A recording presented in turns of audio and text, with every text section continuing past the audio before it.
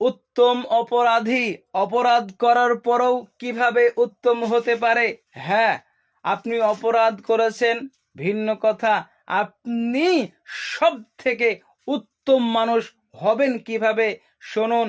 আনাস রাদিয়াল্লাহু তাআলা আনহু বলেন, قال قال رسول الله صلى الله عليه وسلم كل بني آدم خطاؤون وخير الخطائين التوابون। আনাস রাদিয়াল্লাহু তাআলা আনহু বলেন, রাসূল সাল্লাল্লাহু আলাইহি সাল্লাম বলেছেন, প্রত্যেক আদম সন্তানই অপরাধী, উত্তম অপরাধী তারাই যারা তওবা করে ক্ষমা চায়।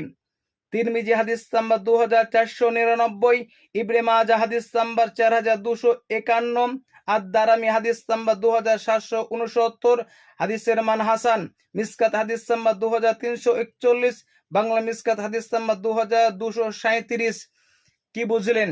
এই হাদিসে স্পষ্ট প্রমাণ বহন করে সব থেকে উত্তম ওই ব্যক্তি যে অপরাধ করার পর আল্লাহর নিকটে ক্ষমা চায়। আপনি কি ক্ষমা চাইবেন না?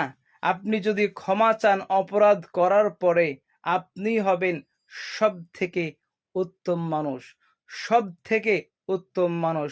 অপরাধ হতেই পারে, মানুষের অপরাধ হবে, এটা স্বাভাবিক। মানুষ অপরাধ করবে, এটা স্বাভাবিক। তারপরে আল্লাহর কাছে ফিরে আসবে, তওবা করবে। আল্লাহ খুশি হন, আল্লাহ খুশি হন। বান্দা পাপ কাজ করতে যেমন ভালোবাসে, আল্লাহ ক্ষমা করতে ভালোবাসে, কিন্তু ক্ষমা চাওয়ার ঢংটা ঠিক হতে হবে। এমন নয় যে পাপ কাজ করেই যাব আর ক্ষমা চেয়ে যাব, পাপ কাজ করেই যাব ক্ষমা চেয়ে যাব, এমন চিন্তা ভাবনা রাখবেন না। আর পাপ কাজ হবে না আমার দ্বারা, এভাবে ক্ষমা চাইবেন।